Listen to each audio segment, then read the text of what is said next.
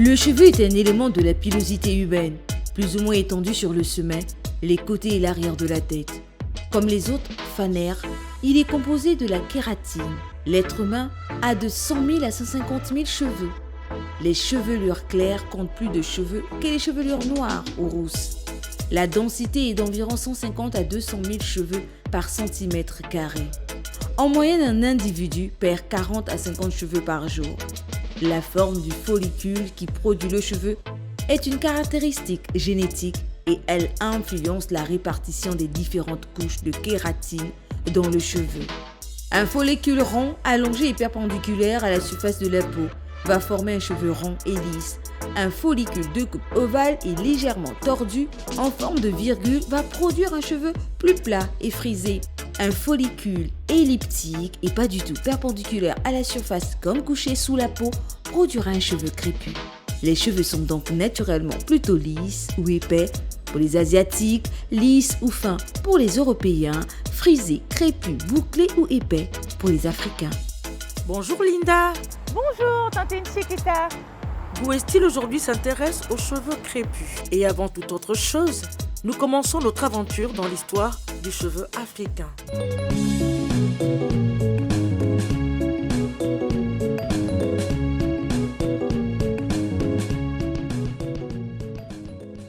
L'histoire de toutes nos coiffures est originaire des différents groupes ethniques d'Afrique.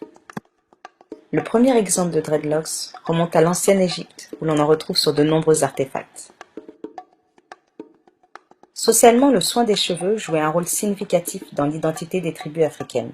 C'était un moyen de déterminer le statut social d'une personne basé sur l'ethnicité, le rang social, l'âge, le statut marital, la richesse, la fertilité, la virilité et la religion. Les vanilles, les tresses ou encore les tresses avec du fil de laine, ainsi que la boue et l'argile étaient les techniques utilisées pour créer ces coiffures élaborées. La réalisation de ces coiffures prenait des heures et parfois même des jours. Après cette histoire, pourquoi ne pas se rapprocher d'un spécialiste ? Et oui, nous commençons notre balade par l'hôpital. Pourquoi l'hôpital? Certains me le diront. Eh bien, on va rencontrer notre spécialiste à la question.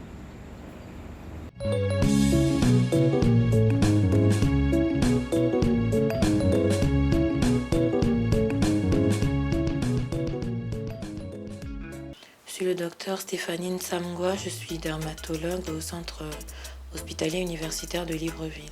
Alors nous parlons de la pratique du défrisage du cheveu naturel. Quelles sont les caractéristiques de cette pratique? En fait, il s'agit d'utiliser par des manœuvres chimiques ou physiques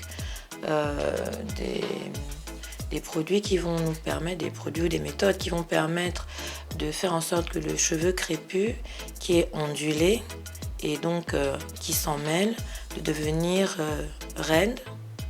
Et le défrisage en fait peut se pratiquer de plusieurs manières.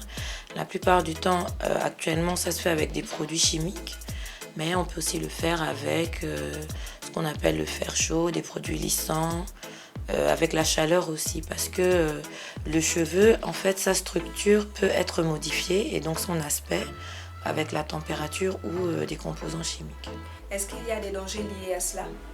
Du fait que ça change la nature du cheveu, le défrisant en soi pose un certain nombre de problèmes, surtout quand il est utilisé de manière rapprochée.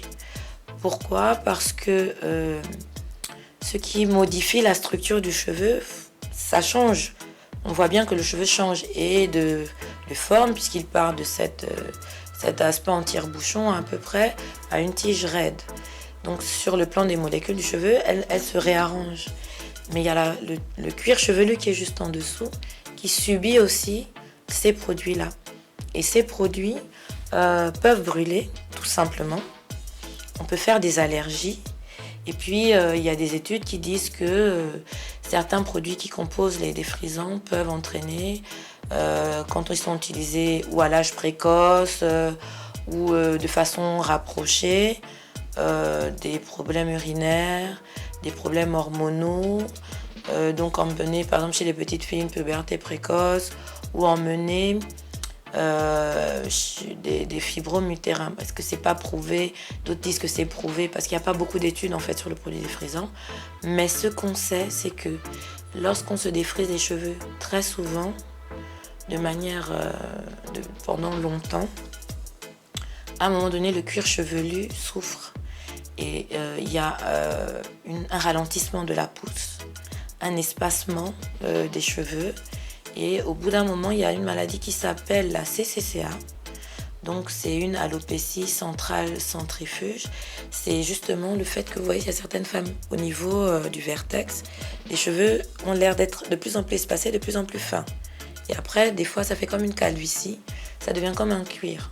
En fait, c'est le cuir chevelu qui a été brûlé, rebrûlé, qui après n'arrive plus à produire de cheveux. Ça devient comme une sorte de cicatrice. Donc le produit défrisant, c'est un produit qui, quelque part, peut agresser vraiment le cuir chevelu. Donc, effectivement, le fait de ne pas se défriser les cheveux trop souvent, c'est plus recommandé.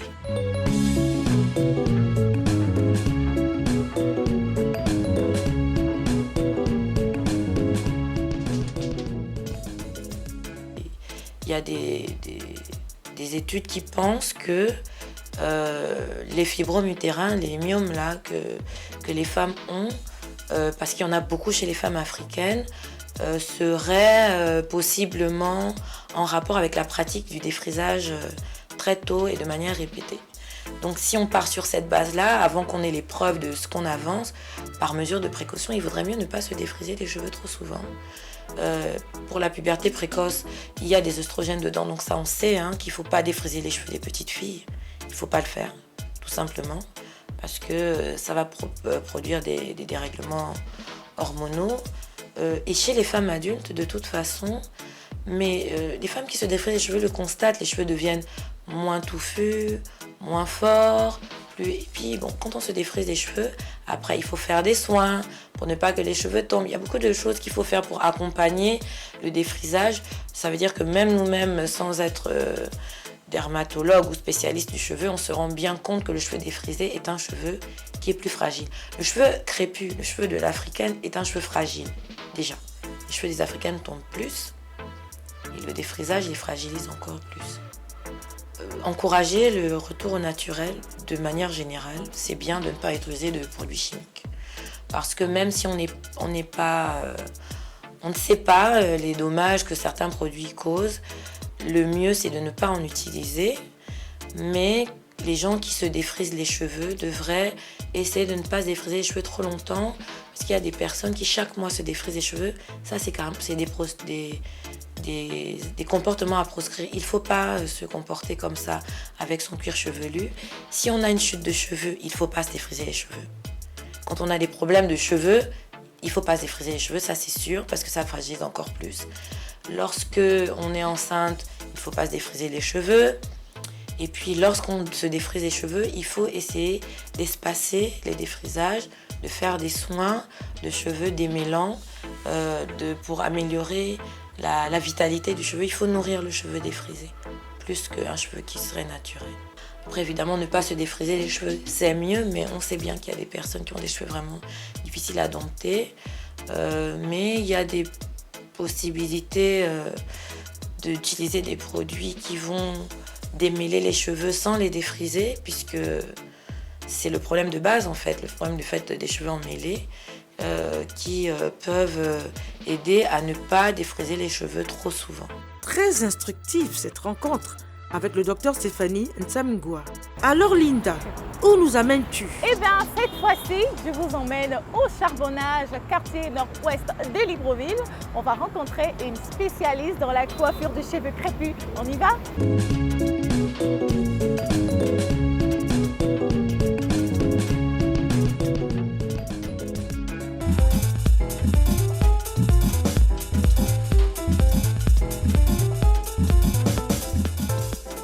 L'air afro part d'un coup de foudre pour le naturel, c'est ce que j'aime dire. En 2016, je suis tombée amoureuse du cheveu naturel et c'est devenu une cause à défendre. Et donc, depuis 3 ans, j'ai cette structure qui a pour mission de sensibiliser sur le retour au naturel et la revalorisation de l'identité culturelle africaine. Alors, les avantages à être nappy, Et c'est la cause que je défends, comme je le dis, c'est vraiment de préserver sa santé parce que le défrisage a beaucoup de méfaits sur la santé. Aujourd'hui, on a des résultats qui sortent concernant l'utilisation du défrisage chez la femme noire, tels que les cancers, les fibromes par exemple. Pour la jeune fille, on a les pubertés précoces et pour certaines femmes, les infertilités. Ce sont des études qui sont faites depuis quelques années et qui montrent avec le temps les méfaits de l'utilisation du défrisage quand c'est mal appliqué sur le corps de la femme. Alors pour le retour au naturel, on a deux possibilités. Il y a la décision, on va dire quoi, catégorique de devenir naturel et pour certains on procède par un big chop, c'est-à-dire une coupe. On coupe les cheveux à la hauteur de la longueur du naturel et puis du jour au lendemain on devient naturel à 100%.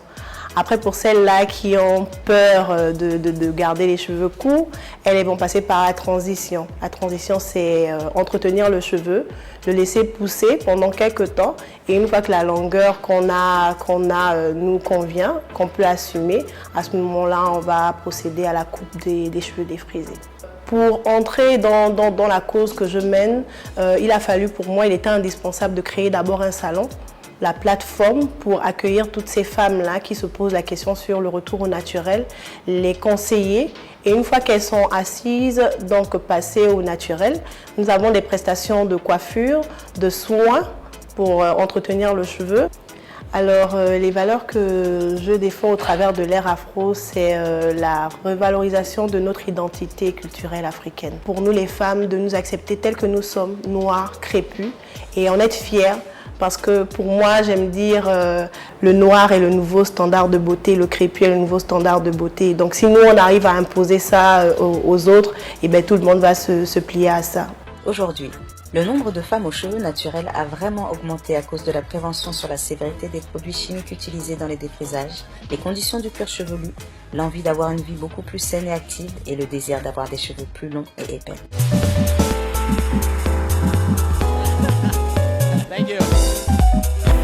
Avec Ludmilla, après avoir fait le tour de cheveux crépus, Tantine Chiquita, direction chez Isis. Dans cette aventure sur le cheveu crépus, le foulard est un accessoire de beauté privilégié pour la femme africaine. Et nous nous sommes rapprochés d'Isis, qui est une spécialiste de l'attaché du foulard. Coucou tout le monde, c'est Isis Mangwa de Longueur. Alors vous êtes sur Goût et Style. Et pour ce numéro, nous vous proposons un mini tuto d'attaché de foulard pour les nappies, pour les fans de foulard. Ceux qui n'ont pas eu le temps de se coiffer, même ceux qui ont des dreadlocks comme moi, c'est africain et c'est beau. Aujourd'hui, moi je suis à la maison, je suis en mode originel et je vous propose un attaché selon mes convenances et au ressenti parce que j'aime pas trop donner les noms aux attachés de foulard, on passerait pour des gourous. Là, on entre dans le secteur de la créativité, de la mode, donc c'est plus le ressenti, c'est plus la créativité individuelle qui compte. Donc pour aujourd'hui, je ne sais pas ce que je vais faire, on va voir ce que ça va donner. Mais déjà les bases d'attaché de foulard, je vais réaliser un attaché de foulard relevé vers l'avant. Vers l'avant, donc déjà je dois ramener mes locks au niveau du haut de la tête. Donc après s'il y a beaucoup de volume, forcément il faut tenir. Donc et pour maintenir les cheveux en haut de la tête, vous pouvez utiliser les pompons. Les mamans, là nous sommes beaucoup, nous sommes nombreuses à être mamans. On peut utiliser les pompons. Moi je vais utiliser un bout de paille. Mes cheveux hyper touffus, je vous le signale déjà, sur le haut de la tête. Je ne peux pas encore mettre mon foulard dessus, donc je vais juste faire nouer les cheveux au-dessus comme ça.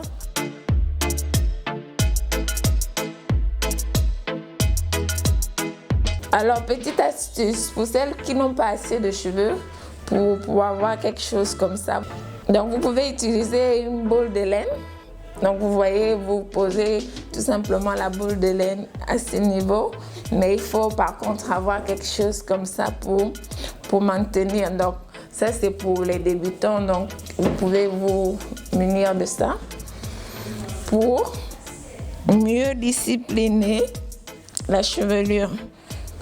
Mais les plus anciens, les plus expérimentés n'ont pas besoin de ça, mais on le met pour que tout le monde puisse être au même niveau d'information. Donc maintenant, je prends mon foulard qui est en paille. Je tiens à préciser que l'attaché de foulard aussi, ça dépend aussi du tissu du pagne choisi. Et là, c'est un pagne africain, c'est raide. Donc, c'est pas souvent facile à manipuler. Pour réaliser l'attaché de foulard, je plie toujours un peu parce que le plus important, ce sont les finitions et ça doit être beau. L'attaché, quand on le ramène au niveau d'ici, l'arrière doit être impeccable. On doit avoir l'arrière d'attaché magnifique. Donc,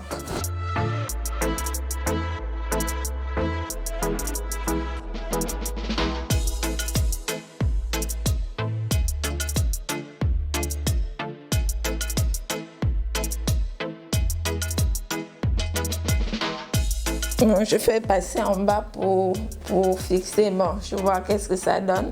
Ça me plaît pas trop. Bon, je reprends. Je fixe mieux mon pagne. Et là, je ne vais pas trop par le bas, je vais juste par le haut. Et je serre bien avec mes cheveux ici. Et je ramène et je fixe à l'intérieur ici. Et voilà l'attaché de foulard que j'ai pu réaliser. Maintenant, le plus important aussi après, maintenant, ce sont les finitions. Les finitions où là, ça traîne. Bon, c'est pas trop beau, c'est pas trop joli, il faut ramener. J'ai les oreilles là, les oreilles ne sont pas sorties, limite c'est serré. On fait sortir les oreilles. Parce que quand on attache aussi le foulard, si c'est trop serré, ça donne la migraine. Si on n'ajuste pas, c'est pas facile du tout à supporter. Parce que le principe, c'est de pouvoir passer au moins une demi-journée avec son attaché de foulard. Bon. Voilà, bam bam.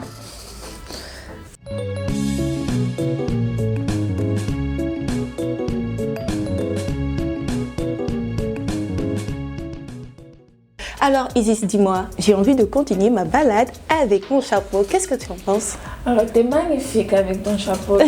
Merci. Malheureusement, tu es chez l'original. On va plutôt essayer un attaché de foulard. Ça te parle? Ça te dit? Oui, je voudrais bien.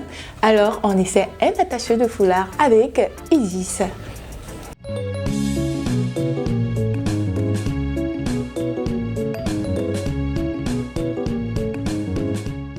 Et là, contrairement à moi qui ai des locks, elle a des cheveux de sirène, on va appeler ça comme ça. Donc, quand vous avez vos tissages et que vous n'en pouvez plus, là, elle a fait le centre-ville, elle transpire de partout, donc comme un peu, il faut qu'elle respire un peu, quoi.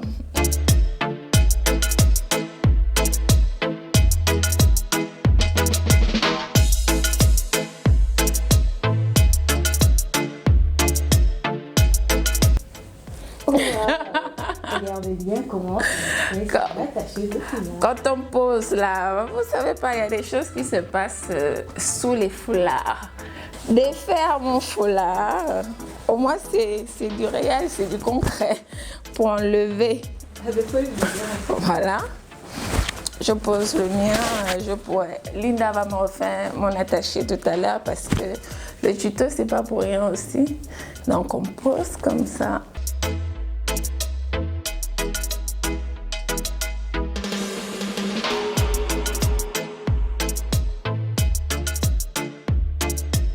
Plutôt style urbain, tenue de ville, contrairement à Originelle qui a le pagne à la maison.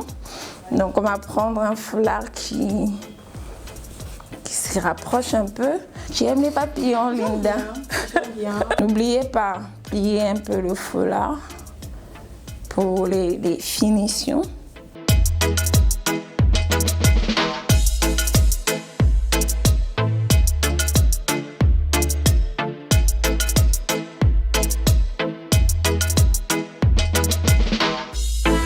On peut faire croiser le foulard, on peut aller directement. Et là, on va aller directement sur le foulard. Ce qui est souvent compliqué avec les foulards qui ont les finitions comme ça, en fait, c'est parce que ça fait pas beau. Ça fait pas beau quand c'est à l'extérieur de voir des choses qui traînent.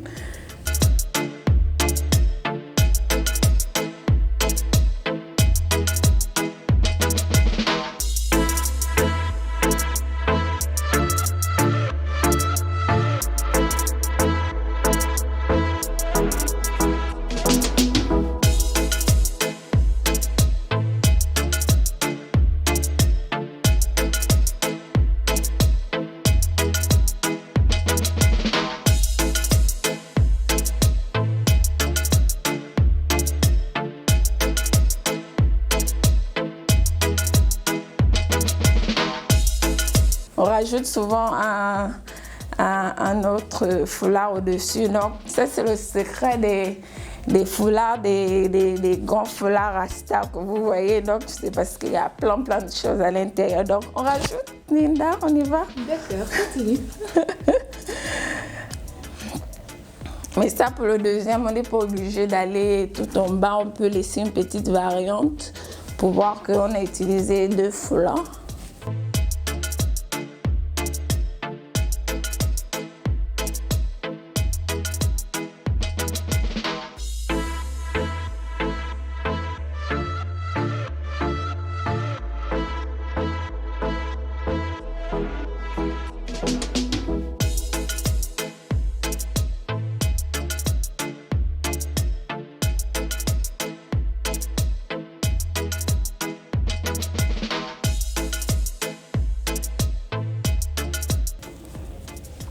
Et ce qui fait souvent le plus mal lors des attachés de foulard, ce sont les finitions, parce que là, c'est serré.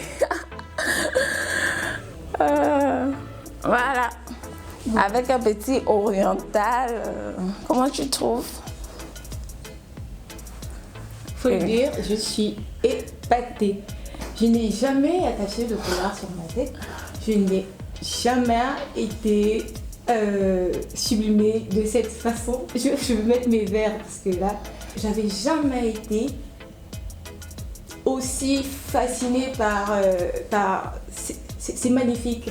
C'est tout un art. Isis, bravo. Non, merci. C'est juste, c'est comme je le disais tout à l'heure, que l'attaché de foulard dépend de l'inspiration. Donc là, on a utilisé 2 foulards, ça a donné ce que ça a donné. Maintenant, quand toi-même tu voudras attacher ton foulard, ce sera selon tes aspirations. Tu peux faire une boule sur le côté, tu peux faire une autre derrière. Là, on a misé sur l'avant. Si tu avais les cheveux plaqués, on aurait donné quelque chose d'autre avec plusieurs foulards emmêlés. Donc c'est un terrain très vaste. Donc, mais l'essentiel, c'est de maîtriser déjà les bases. Tu donnes des cours? Parce que oui, c'est tout un apprentissage pour... Oui. Mais on en reparle, je prendrai des cours, c'est sûr.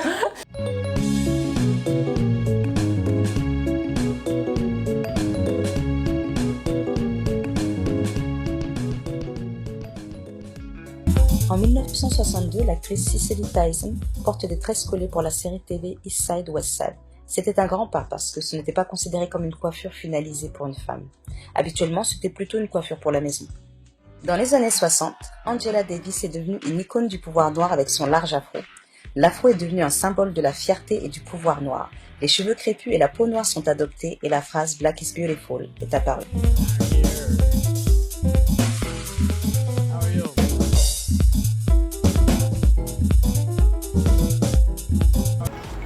Eh bien, quoi qu'il en soit, songez à régulièrement fortifier vos cheveux avec des soins bio et surtout protéinée. On arrive au terme de notre émission Tante Chiquita, je te laisse. Merci Linda. Merci à toutes les personnes que nous avons rencontrées tout au long de notre aventure. À la prochaine pour un autre numéro sur Goût et Style.